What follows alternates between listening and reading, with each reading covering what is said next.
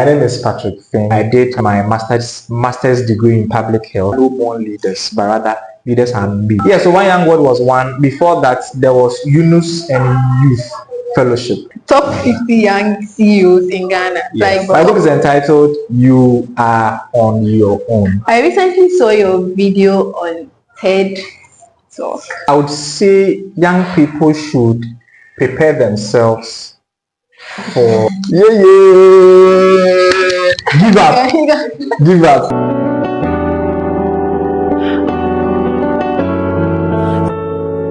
Hello everyone.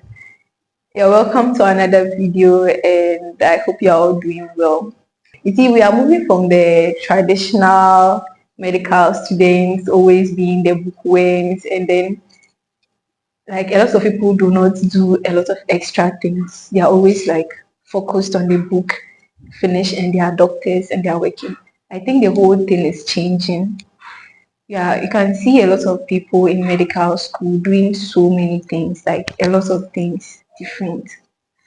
And these people, I don't know if you also feel the same, but they kind of catch my attention. I'm always so like, I have a lot of questions. I always ask myself, how do they do this? How are they able to do this? Like those kind of people, that's how I see them. So there's this person, actually he's sitting right next to me. He has done so many things. I mean, so many things in his whole like life and in medical school. He's still doing a lot. So I just found all that he has done amazing, and I feel like it's something inspiring. So I decided to like have a conversation with him, and then let's just see how he got to do all of this.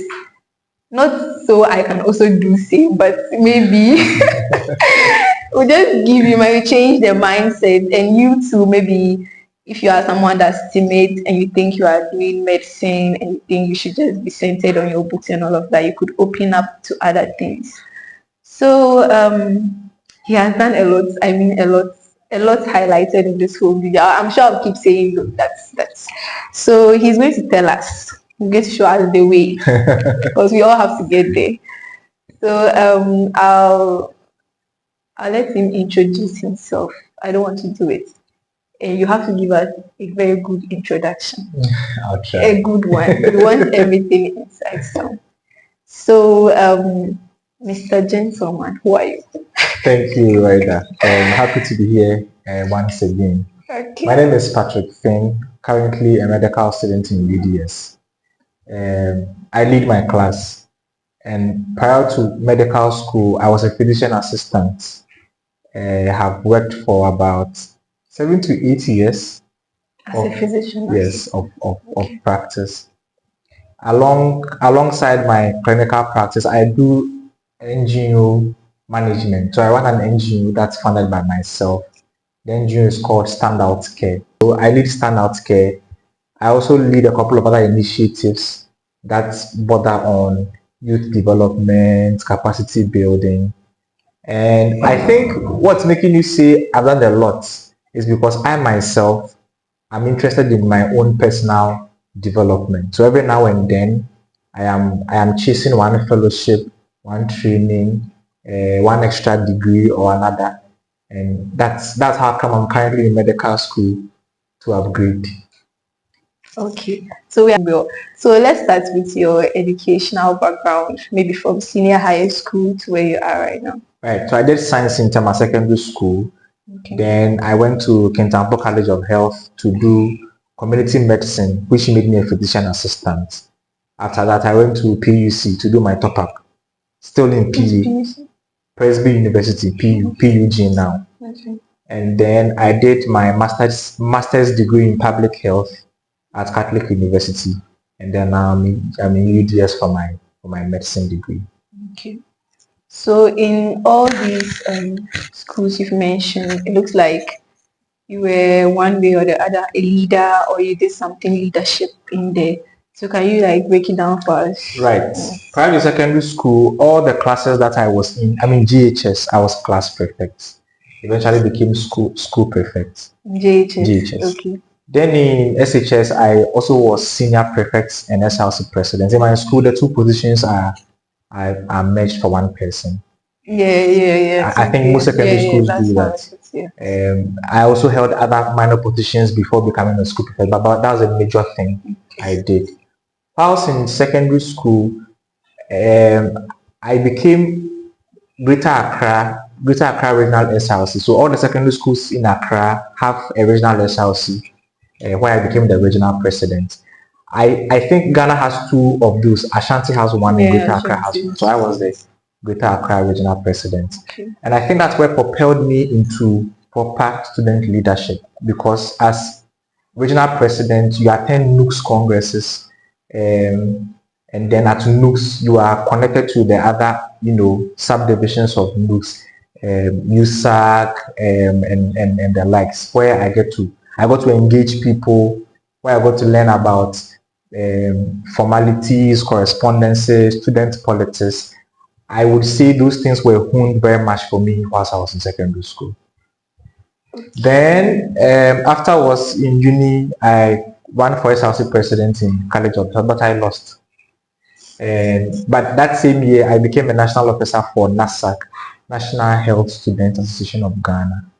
And then afterwards, many other positions followed. Usually course rep, class president for almost every class I've been. I'm their course rep, which currently makes me one in EDS here. So it looks like, should I say you were born with that instinct, or there's something that inspired it?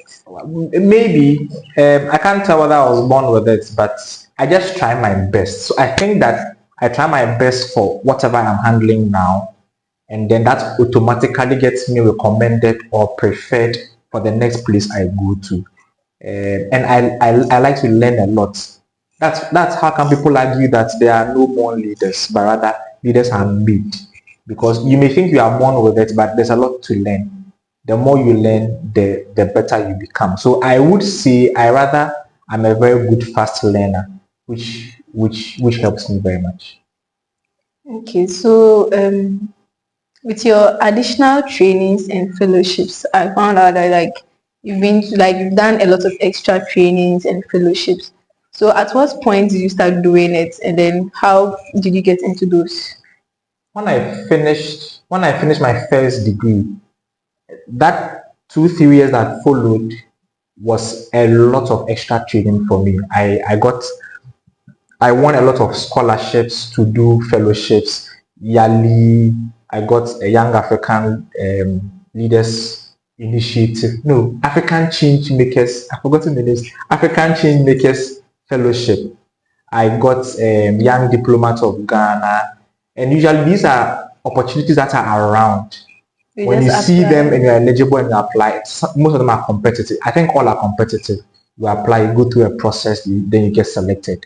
So usually you start with one. And of course, before you are eligible for some of these opportunities, you must be doing something, which is what we want, viewers and our medical students to learn. You must be up to something. It may be leadership, it may be community service, it may be volunteering for some cause, so that if you put in an application, they see that you are a person of social change, they allow you into these trainings. And the thing about these trainings is that they create a cascade.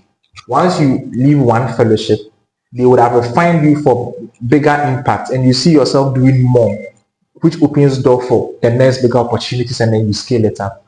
And among all these, I think the biggest and the one that I have um, appreciated the most is One Young World.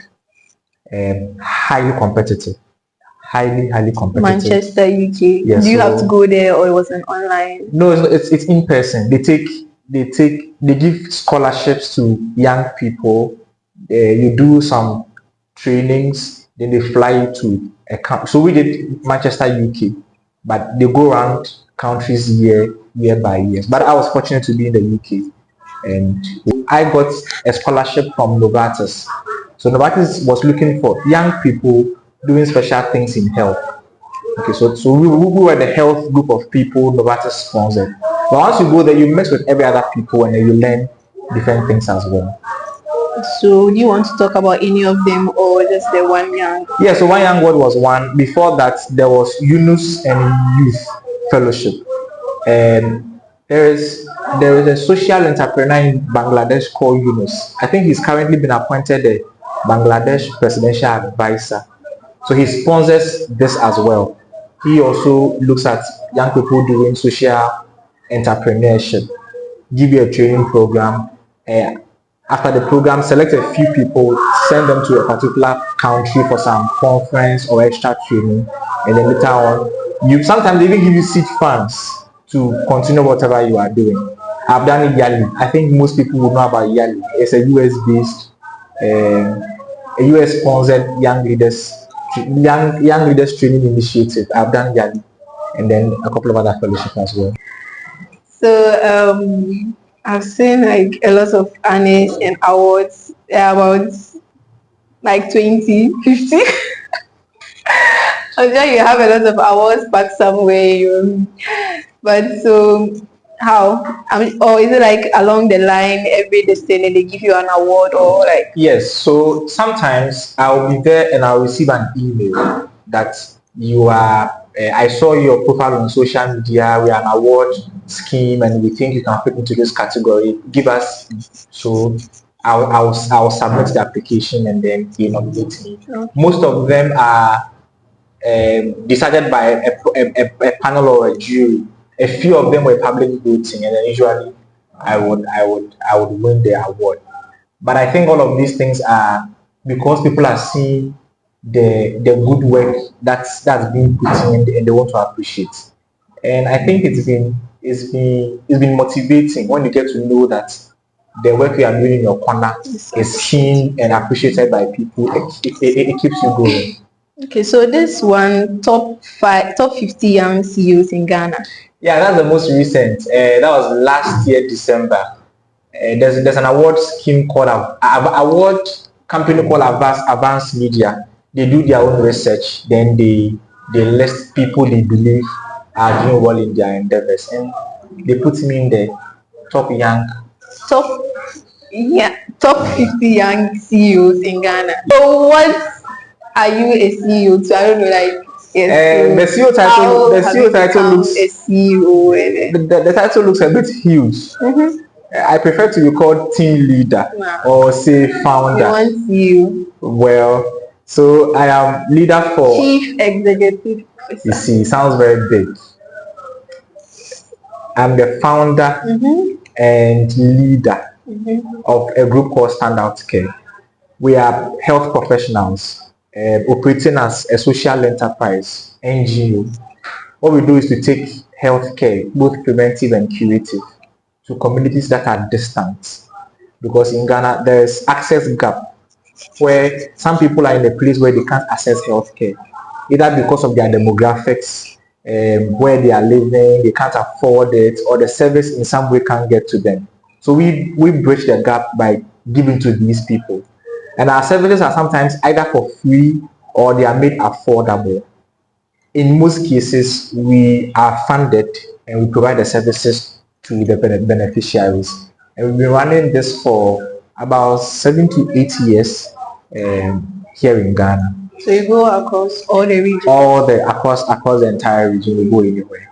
Entire country? Yes. The entire country, I mean, yes.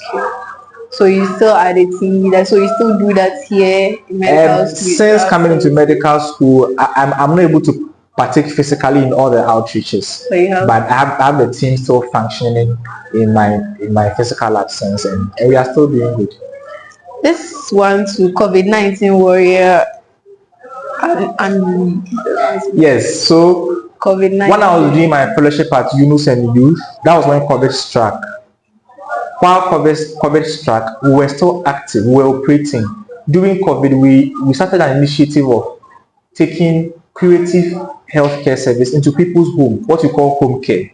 We began doing home care during COVID time because the need came during that time. People could not step out to get their refills, they couldn't access healthcare. So once you needed our services, you could do a phone consultation and come around. And then the fellowship saw it, and they felt that was helpful, in contribution to the COVID pandemic. So that's how come that COVID warrior Anna came to me at the time. So were you the only one, or it was a number of people? No, it was just me. they were honoring other fellows in the program, and that was for Okay, so it was under the youth exactly. discovery of the year, African Youth Award. What did you discover? No, they said they have discovered me. Oh, really? Yes. Okay. Okay. So they discovered you. Yes, and that was somewhere in 2017 or 18. Mm-hmm. And that was around the time when our NGO initiative had begun growing. Okay. So it was more like a discovery they have made of someone who is starting something good. And this nomination really put us out there, because at the time we needed to be seen, we needed to attract stakeholders and sponsors to ourselves. So it was a good push for us. Students Author of the Year. Do you write? I have a book. You have a book. Okay, so what's this about? My book is entitled "You Are on Your Own." It's available on Amazon now, so you can just search and find it. You have hard copies? Hard copies, not currently here, but I have them back in Accra. Okay. So the book, I'm sure you asked me what the book is about.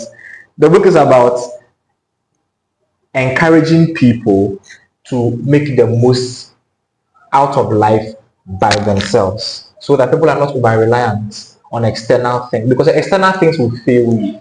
Your parents, some system you are relying on, some friends somewhere. People like to build their lives too much around external support. But if you should build your own capacity and believe in your own self, you are much better off. So you wrote that in 2016. Where were you by then? 2016, I had finished uni fresh out of school. I think a year out of school. So I used that time to settle down and put the book together. It sold quite well. I recently saw your video on TED Talk. Yes. And so I was like, I was so much about it. Like he's on TED. I was like, what is this whole platform about? Then I went to search for it. And you know, when I searched for like Ghanaians that have been, like his name was part of the first 10 people or so. I was like, you see, like you go to just search a random search and you see someone's name there. I was like, okay. So when I went to check which other people have actually been on this platform, I saw Elon Musk, I saw this, and I was like, hey, so this one is not for children. So how did this man get there?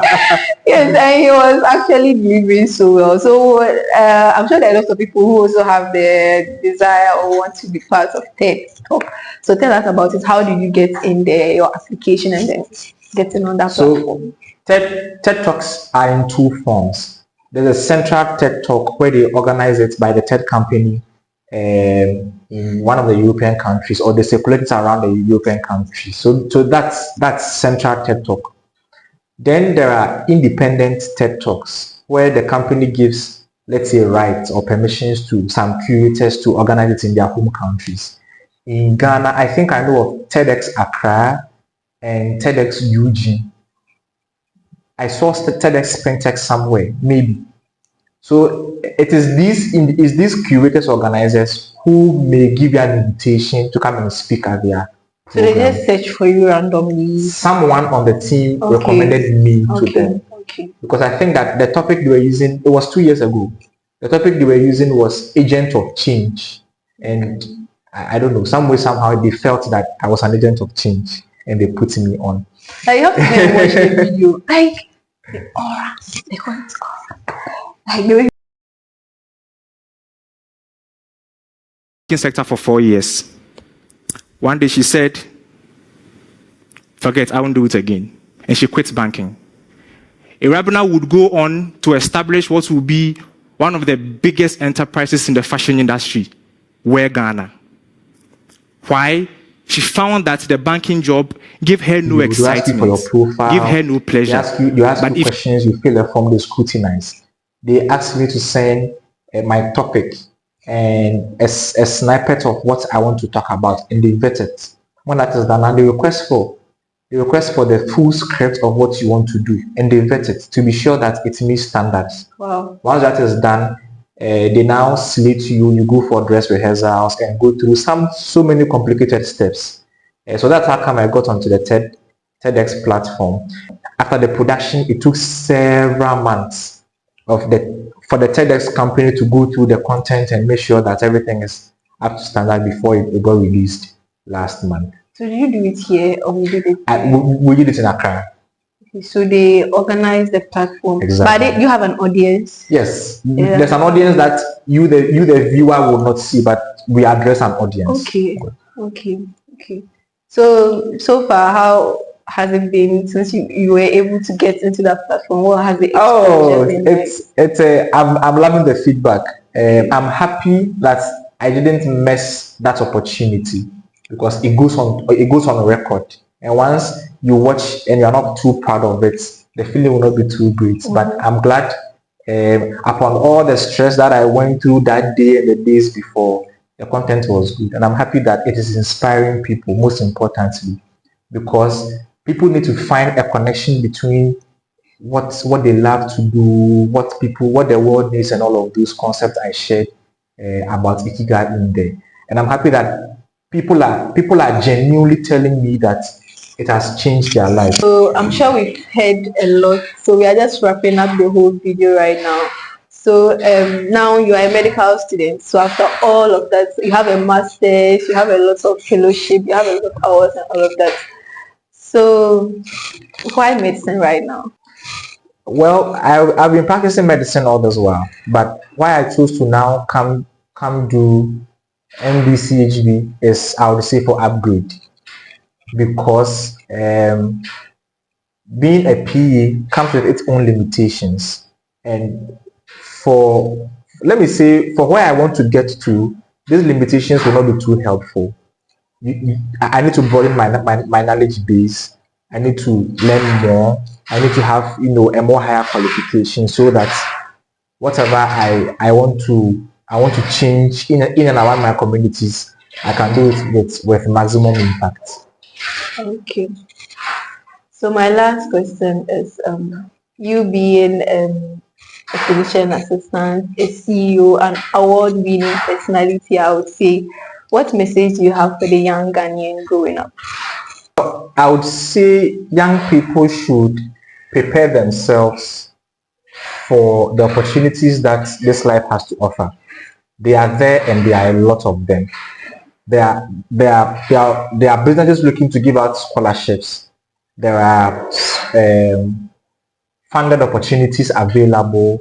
There are jobs, well-paying jobs that are not traditional. There are opportunities that you need to be a little extra for you to grab them.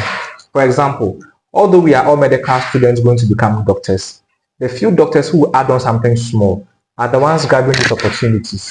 So I would say that don't just subject yourselves to the books and the regular traditional things. Add on something. Take up a role in class. Join a course. Offer to help something. Do something that will give you extra knowledge. Take up a short course, and build your capacity. Build a new skill, so that someday when they're looking for a doctor who can do something else, it is you that will come to. Who wants to be rich? I want to be rich, so we have to I have to grab that too. So thank you so much for doing this with us. It has been a pleasure, and then we've heard a lot. And then I think we'll have to be on our toes right now because the opportunities are there for us.